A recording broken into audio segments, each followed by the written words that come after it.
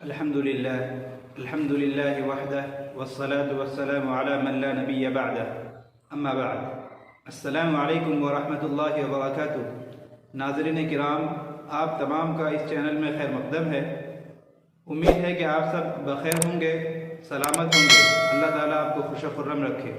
عزیز دوستو، آج میں آپ حضرات کے سامنے ایک خاص موضوع لے کر حاضر ہوا ہوں۔ آج کا جو ہمارا ٹاپک ہے یہ بہت ہی زیادہ اہم ہے، بہت ہی امپورٹنٹ ہے، کافی اہمیت رکھتا ہے۔ اس لیے میں چاہوں گا کہ آپ آخر تک ویڈیو ضرور سنیں اور اسے شیئر بھی کریں، اپنے دوست و احباب اور فیملی ممبران سے اسے ضرور شیئر کریں۔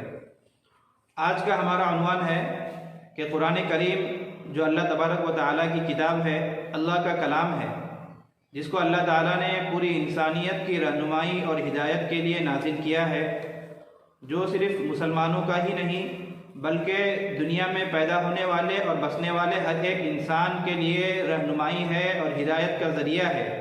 تو آج کی ویڈیو میں ہم جانیں گے کہ اس کلام پاک کا لوگوں پر، ہم مسلمانوں پر اور دنیا میں بسنے والے تمام انسانوں پر کیا حقوق ہیں۔ قرآن کریم کے ایسے کون سے حقوق ہیں جن کی بجا آوری ہم تمام لوگوں کے لیے ضروری ہے۔ آج کی اس مختصر سی ویڈیو میں ہم قدر اختصار کے ساتھ اس بات کو انشاءاللہ جاننے کی کوشش کریں گے۔ عزیز دوستو، قرآن کریم کا ویسے تو بے شمار حقوق ہیں انسانوں پر۔ میں چند بنیادی حقوق آپ حضرات کے سامنے پیش کرنے جا رہا ہوں۔ آپ اسے بغور سنیں، سمجھنے کی کوشش کیجئے، یاد رکھیے اور اپنے دوستوں سے بھی اس بات کو بیان کیجئے۔ خود آپ یاد کر چکے تو اپنے دوستوں کو بھی اس کی دعوت دیجئے۔ آپ نماز پڑھنے جا رہے ہوں یا بازار میں ٹہل رہے ہوں، آپ کے دوست کا فون آیا یا میسج آیا ہو تو آپ ان سے ان باتوں کا مذاکرہ کیجئے اور انہیں بھی ان باتوں کو یاد کرائیے، انہیں بھی اس پر عمل کرانے کی کوشش کیجئے۔ تو چلیے آج کی ویڈیو ہم شروع کرتے ہیں اور اللہ تعالیٰ سے دعا کرتے ہیں کہ اللہ تعالیٰ ہمیں صحیح صحیح کہنے کی توفیق عطا فرمائے اور ہم سب کو اس پر عمل کرنے کی بھی توفیق عطا فرمائے۔ پیارے بھائیوں، قرآن کریم کا بنیادی طور پر ہم لوگوں پر 6 حقوق عائد ہوتے ہیں۔ یعنی قرآن جو اللہ تبارک و تعالیٰ نے ہم لوگوں کے لیے نازل کیا، اس کے ہمارے اوپر موٹے موٹے 6 حقوق ہیں، 6 ایسے حق ہیں جن کا ادا کرنا ہمارے لیے ضروری ہے۔ ان میں سے سب سے پہلا حق ہے قرآن پر ایمان لانا۔ انسانوں کے لیے ضروری ہے کہ وہ قرآن پر ایمان لائے، اس بات کا اقرار کرے کہ ہاں یہ اللہ تبارک و تعالیٰ کی کتاب ہے، اللہ کی جانب سے آخری نبی حضرت محمد صلی اللہ علیہ وسلم پر اس کا نزول ہوا اور یہ لا ریب فیہ ہے، اس میں ذرہ برابر بھی شک و شبے کی گنجائش نہیں، اور یہ مکمل اللہ کی کتاب ہے۔ بعد کے خلفاء نے یا بعد کے لوگوں نے اس میں کچھ بھی ایڈ نہیں کیا، نہ اس میں کوئی کمی اور کٹوتی کی۔ جیسا اللہ نے نازل کیا تھا من وعن، بالکل A to Z اسی طرح ہم تک یہ قرآن پہنچا ہے۔ اس بات کا ہر مسلمان اعتقاد رکھے، ہر انسان، ہر فرد بشر اس بات کو مانے۔ قرآن کا یہ پہلا حق ہے۔ ایمان میں 2 چیزیں ہیں، ایک تو ہے اقرار کہ زبان سے بات کا اقرار کر دینا، دوسرا ہے دل سے یقین کرنا۔ ہم عموماً زبان سے اس بات کا اقرار تو کرتے ہیں کہ کلام پاک اللہ تبارک و تعالیٰ کی کتاب ہے، اللہ تعالیٰ نے اس کو نازل کیا، لیکن بڑے افسوس کے ساتھ عرض ہے کہ ہمارے اعمال بتلاتے ہیں، کلام پاک کے ساتھ ہمارا رویہ بتلاتا ہے کہ نعوذ باللہ ہم دل سے اس بات کا اقرار نہیں کیے ہوئے ہیں اور دل سے ہمیں قرآن کی بتلائی ہوئی چیزوں پر یقین نہیں ہے۔ حالانکہ قرآن کریم نے جو باتیں بتلائی ہے وہ 100% درست ہے۔ قرآن کریم نے لوگوں کو، انسانوں کو اور خاص طور پر مسلمانوں کو فلاح و بہبود اور کامیابی کے جو اصول بتلائے ہیں وہ بالکل مسلم ہیں، لیکن ہمارا اعمال بتلاتا ہے کہ نعوذ باللہ کہ ہم دل سے اس بات کا یقین نہیں رکھتے، اس لیے آج تک ہم نے قرآن کو پس پشت ڈالا ہوا ہے۔ تو میرے بھائیو، عرض ہے کہ جس طرح ہم زبان سے اقرار کرتے ہیں اسی طرح ہم دل سے بھی اقرار کریں کہ یہ اللہ تبارک و تعالیٰ کی کتاب ہے، لہذا اس کے بتلائے ہوئے ہر ایک بات کو سچا مانیں اور عملی طور پر اس کا نمونہ بھی پیش کریں۔ یہاں درمیان میں ایک سوال کا جواب دے دوں۔ بعض حضرات پوچھتے ہیں کہ بھائی قرآن کریم پر ہمیں یقین کیسے ہوگا؟ یعنی ہمارا یقین کیسے بنے گا قرآن کے بتلائے ہوئے وعدوں پر اور قرآن کے بتلائی ہوئی چیزوں پر ہمارا ایمان کیسے بنے گا؟ تو اس کے لیے میرے بھائیوں عرض ہے کہ اس کے لیے دو چیزیں ضروری ہے۔ پہلی چیز تو آپ کسی اہل اللہ سے، کسی اللہ والے سے رابطہ قائم کیجئے، ان سے دوستی کیجئے، ان کی صحبت میں بیٹھیے، ان کے ساتھ اٹھنا بیٹھنا کیجئے، ان کی باتوں پر اور ان کی بتلائی ہوئی نصیحتوں پر عمل کیجئے، یہ بہت ہی زیادہ ضروری ہے۔ دوسرے نمبر پر آپ سیرت طیبہ کا مطالعہ کیجئے۔ سیرت کا مطالعہ گویا کہ معنوی طور پر نبی صلی اللہ علیہ وسلم کی صحبت سے فائدہ اٹھانا۔ تو ان دونوں چیزوں کا اگر ہم اہتمام کریں گے تو انشاءاللہ ہمارا ایمان بھی بنے گا۔ جب ایمان بنے گا تو پھر ہمارے اعمال بھی درست ہوں گے اور ہمیں مکمل کامیابی ملے گی۔ قرآن کریم کا دوسرا حق ہے کہ اس کی تلاوت کی جائے۔ قرآن کریم کا دوسرا حق ہے کہ اس کی تلاوت کی جائے۔ میرے بھائیوں، جس طرح انسان کو جینے کے لیے، ہمارے جسم کو طاقتور رکھنے کے لیے غذاؤں کی ضرورت پڑتی ہے، اسی طرح ہمارے اندر جو روح ہے، اس روح کی تقویت کے لیے اور اس روح کو مضبوط رکھنے کے لیے، اس کو طاقت پہنچانے کے لیے روحانی غذا کی ضرورت پڑتی ہے۔ اور قرآن کریم سے بہتر روحانی غذا کوئی ہو ہی نہیں سکتی۔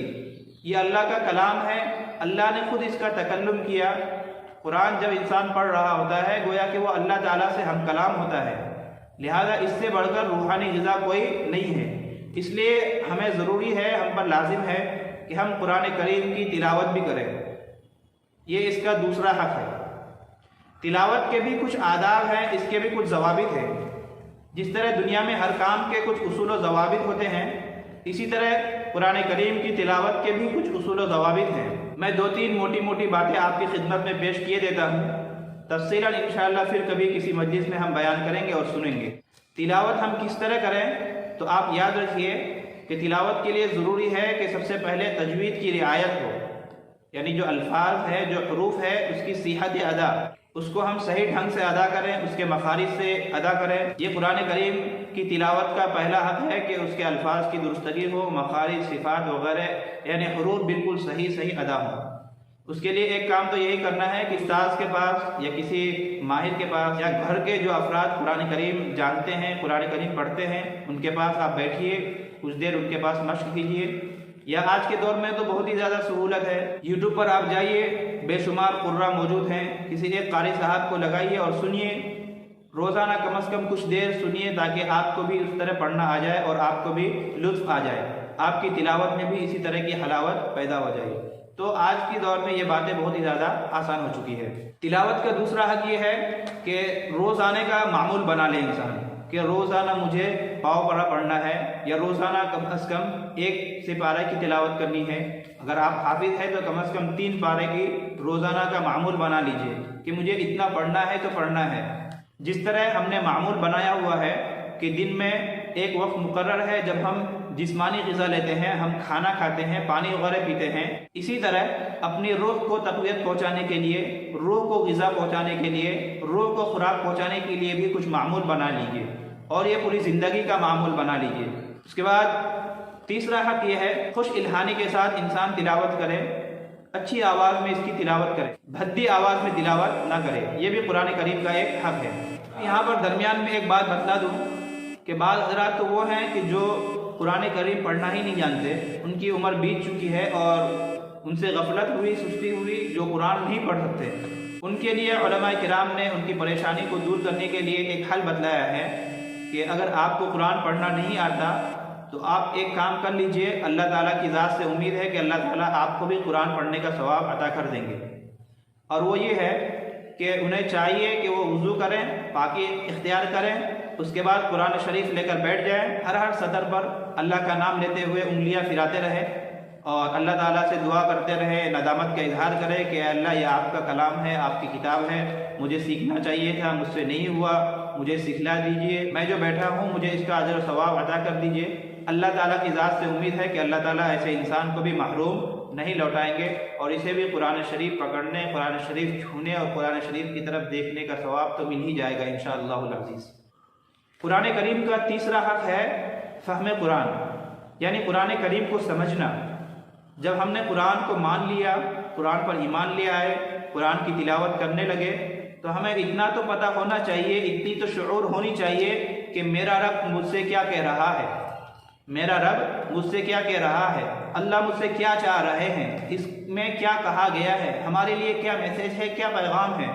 جب انسان قرآن کو سمجھے گا تبھی ان چیزوں کو جان سکے گا۔ تو قرآن کریم کو سمجھنا بھی اس کا ایک بنیادی حق ہے۔ سمجھنے میں دو چیزیں ہیں، ایک تو ہے کہ قرآن کریم سے نصیحت پکڑنا، قرآن کریم سے عبرت لینا، قرآن کریم سے سبق لینا۔ یہ تو ہر انسان کے لیے ضروری ہے کہ وہ قرآن کریم کو پڑھے، اس سے نصیحت حاصل کرے، اس سے عبرت لے۔ اور دوسرا حق ہے کہ اس میں تدبر کرے، غور و فکر کرے کہ قرآن میں کیا کہا گیا ہے، غور و فکر کرے۔ قرآن جو ہے یہ ایک علوم کا دریا ہے، اس میں انسان جتنا اپنے آپ کو کھپائے گا اسی قدر قیمتی قیمتی موتیاں اس سے نکالے گا۔ دوسرا حق فہم قرآن کے تعلق سے یہ ہے کہ اس میں تدبر کرے، غور و فکر کرے، سوچے بچارے۔ اس کے لیے علماء نے کہا ہے کہ ہر آدمی تدبر قرآن نہیں کر سکتا، ہر آدمی اس سے مسائل نہیں نکال سکتا، اس کے لیے کم از کم 14-15 علوم کی ضرورت پڑتی ہے، یعنی جو علوم اسلامیہ میں بالکل ماہر انسان ہو، قرآنیات سے، اسی طرح عربی سے، فصاحت و بلاغت وغیرہ علوم سے بالکل ماہر ہو اور ان میں بالکل اس نے مہارت حاصل کی ہو، اسی انسان کے لیے ہے کہ وہ قرآن کریم میں زیادہ تدبر کرے اور اس سے مسائل اخذ کرے۔ عام انسانوں کے لیے یہ ہے کہ وہ قرآن کریم کو سمجھے، اس کا ترجمہ دیکھے، مختصر تفسیر دیکھے، یا کسی عالم کی تفسیر میں اور ان کے درس میں جا کر بیٹھے اور کم از کم رمضان میں جو تفسیر کے حلقے لگتے ہیں ان میں شرکت کر سمجھنے کی کوشش کرے اور اس سے نصیحت پکڑے اور اس میں جو کہا گیا ہے، جو اس میں سبق ملتا ہے، اس پر عمل کرنے کی کوشش کرے۔ اس کے بعد چوتھے نمبر پر ہے کہ قرآن کریم پر عمل کرنا۔ جب آپ نے قرآن کریم کو سمجھ لیا، اس کو یاد کر لیا اور اس کو جان لیا، جب آپ نے یہ بات سمجھ لیا اور آپ نے جان لیا کہ اللہ تعالیٰ کا آپ سے کیا مطالبہ ہے، قرآن آپ سے کیا کہہ رہا ہے، تو آپ پر لازم اور ضروری ہے کہ آپ اس کے مطابق اپنے عمل کو درست کریں اور اپنی زندگی میں اس قرآن کو لانے کی کوشش کریں۔ یہ قرآن کریم کا ایک بنیادی حق ہے کہ انسان اس کو لائحہ عمل بنائے، اس کے مطابق زندگی گزارے۔ دوستو، قرآن کریم نہ جادو منتر کی کتاب ہے اور نہ صرف اس لیے نازل کیا گیا کہ اس کے ذریعے انسان برکت حاصل کرے، تبرکاً اسے چھوئے اور بس، نہیں، ایسی بات نہیں ہے، بلکہ قرآن کے نزول کا اصل مقصد ہی یہ ہے کہ انسان اپنی زندگی کو قرآن کے مطابق بنا لے، قرآن کے مطابق زندگی گزار کر اپنی زندگی کو کامیاب کرے۔ قرآن کریم کا یہ بنیادی مقصد ہے، لہذا قرآن کریم کا چوتھا حق ہے کہ انسان قرآن کریم پر عمل کرے، اس کے بتلائے ہوئے احکام کے مطابق زندگی گزارے تاکہ وہ دنیا میں بھی کامیاب ہو اور آخرت میں بھی سرخرو ہو۔ قرآن کریم کا پانچواں حق ہے تبلیغ و تبیین، یعنی اس کی دعوت دے۔ خود تو قرآن کو مان لیا، قرآن کو سمجھ بھی لیا، قرآن کو پڑھا بھی، قرآن پر عمل بھی کیا، لہذا اب اگلا حق آپ پر یہ ہے کہ دوسرے لوگوں کو قرآن کی دعوت دیں۔ جو قرآن پڑھنا نہیں جانتے ان کو پڑھنے کی ترغیب دیں، جو قرآن پر عمل نہیں کر رہے ان کو آپ پیار محبت سے دعوت دیں، جو قرآن کو نہیں مانتے ان کو آپ دین کی بات، قرآن کی بات، اللہ کی بات پہنچائے، دین اسلام کی دعوت دیں۔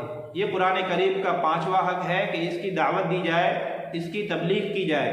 جو لوگ اس سے ناواقف ہیں یا جو ان کو نہیں مانتے یا جن کا ان پر ایمان تو ہے لیکن وہ اس کو پڑھنا نہیں جانتے، ایسے لوگوں کو آپ پڑھائیے، ان کو بتلائیے، ان کو سمجھائیے اور ان کو سکھائیے کہ قرآن میں کیا کہا گیا ہے۔ یہ قرآن کریم کا ایک بنیادی حق ہے۔ اس کے بعد آخر میں نمبر 6 پر قرآن کریم کا ایک حق یہ ہے کہ اس کی حفاظت کی جائے۔ ویسے تو قرآن کریم کے حفاظت کی ذمہ داری خود اللہ تعالیٰ نے اپنے سر لی ہے اور اللہ نے خود کہا ہے کہ ہم نے اس قرآن کو نازل کیا لہذا ہم ہی اس کی حفاظت کریں گے۔ لیکن چونکہ یہ دنیا دارالاسباب ہے، یہاں پر ہر چیز اسباب کے دائرے میں ہوتی ہے، لہذا قرآن کریم کی جو حفاظت ہوگی، ظاہر سی بات ہے کہ انسانوں کو اس کا ذریعہ بنایا جائے گا، انسان سبب بنیں گے۔ اصل حفاظت کی ذمہ داری تو اللہ کے ہی ہاتھ میں ہے، اللہ کا خود کا کلام ہے، اللہ خود اس کی حفاظت بخوبی کرنا جانتے ہیں، لیکن ہمیں چاہیے کہ ہم انگلی کٹا کر شہیدوں میں نام درج کرا لیں۔ قرآن کی حفاظت کے نام پر اللہ تعالی ہماری بخشش کر دے، ہمارے درجات بلند کر دے، ہمیں عزت دے دے۔ نبی کریم صلی اللہ علیہ وسلم کی ایک حدیث ہے، ان اللہ لا يرفع بهذا الكتاب اقواما، کہ اللہ تعالیٰ اس کتاب کے ذریعے، اس قرآن کے ذریعے کئی قوم ایسے ہیں کہ جن کے درجات بالکل بلند کر دیتے ہیں، جن کے نام کو، جن کی عزت کو اور جن کی حیثیت اور اسٹیٹس کو اللہ تعالیٰ اونچا کر دیتے ہیں۔ تو ہمیں چاہیے کہ ہم قرآن کریم کی حفاظت میں ہاتھ بٹا کر، قرآن کریم کی حفاظت میں اپنا تن من دھن وقت لگا کر، اپنا روپیہ پیسہ لگا کر اللہ تعالیٰ کی جانب سے اس انعام کے مستحق ہو جائیں۔ اب سوال یہ ہے کہ قرآن کریم کی حفاظت ہم انسان کس طرح کر سکتے ہیں؟ تو ایک تو یہی کہ قرآن کریم جو ہے یہ سینہ بسینہ آیا ہے، ایک سینے سے دوسرے سینے میں منتقل ہوا ہے، تو انسان اس کو کیا کرے؟ حفظ کرے۔ دوسری صورت حفاظت کی یہ ہے کہ قرآن جو ہے صحیفوں میں کتابی شکل میں ہمارے سامنے ہے، تو ہمیں چاہیے کہ ہم قرآن کو اچھے سے طبع کرائیں، اچھے کاغذات اور روشنائی عمدہ سے عمدہ استعمال کریں۔ اسی طرح قرآن پہ جو پٹھا ہے اس کا بھی اہتمام کریں، جلد وغیرہ لگائیں، غلاف چڑھائیں اور قرآن کو اچھے سے رکھیں، کسی غیر کے ہاتھ میں اسے لگنے نہ دیں، ایسی جگہ قرآن کو نہ لے جائیں جہاں اس کی بے حرمتی ہوتی ہو، اور قرآن کریم کے اشاعت کریں، اسے چھپوا کر مفت تقسیم کرائیں۔ اور حفاظت کے ضمن میں یہ بات بھی آتی ہے کہ ایسے مکاتب قائم کیے جائیں، ایسے ادارے قائم کیے جائیں جو قرآنی علوم کو عام کرے، جو قرآن کو لوگوں کو سمجھائے، قرآنی علوم کو آسان لفظوں میں لوگوں کے سامنے بیان کرے۔ اور اسی کے ساتھ مدارس اسلامیہ اور مکاتب دینیہ جہاں قرآن کریم کی تعلیم ہوتی ہے، بچے قرآن کریم کو حفظ کرتے ہیں، ان مکاتب کی آپ تعاون کریں، جانی اعتبار سے، مالی اعتبار سے، ہر اعتبار سے ان مکاتب کی، ان مدارس کی تعاون کریں۔ مدارس کا تعاون کرنا جہاں قرآن کی تعلیم ہوتی ہے، گویا کہ قرآن کریم کی حفاظت میں ہاتھ بٹانا ہے اور آپ کا قرآن کریم کی حفاظت میں حصہ لینا ہے، لہذا مدارس کا بھی تعاون دل کھول کر کریں، مکاتب کا بھی تعاون دل کھول کر کریں، اور ہر وہ ادارہ اور ہر وہ جگہ جہاں قرآن کریم کی نشر و اشاعت، قرآن کریم کی دعوت و تبلیغ اور قرآن کریم کے حفظ و تدریس کا کام ہو رہا ہو، آپ اس ادارے میں، اس مدرسے میں دل کھول کر تعاون کیجیے اور زیادہ سے زیادہ مالی امداد کیجیے، تاکہ وہ مدرسے والے نو ٹینشن، پورے استقامت کے ساتھ قرآن کریم کی اشاعت میں لگے رہیں، قرآن کریم کی حفظ میں، قرآن کریم کی تدریس میں لگے رہیں، اور اس کا ثواب آپ کو بھی ملتا رہے۔ عزیز دوستو، یہاں تک سننے کے لیے آپ تمام کا بے حد شکریہ۔ ہم نے بڑے اختصار کے ساتھ قرآن کریم کے 6 حقوق کو آپ کے سامنے بیان کرنے کی کوشش کی ہے، اور اللہ تعالیٰ سے دعا ہے کہ اللہ تعالیٰ ہمارے لیے اسے مفید بنائے۔ آپ سے گزارش ہے کہ اگر ہم سے کوئی غلطی ہوئی ہو، کوئی چوک ہوئی ہو، تو آپ ہمیں متنبہ کریں، کمنٹ باکس میں اپنی رائے کا اظہار کریں۔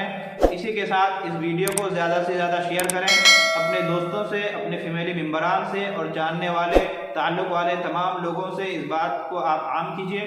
اللہ تعالیٰ آپ کو اس کا اجر عظیم عطا کرے۔ والسلام علیکم ورحمۃ اللہ وبرکاتہ۔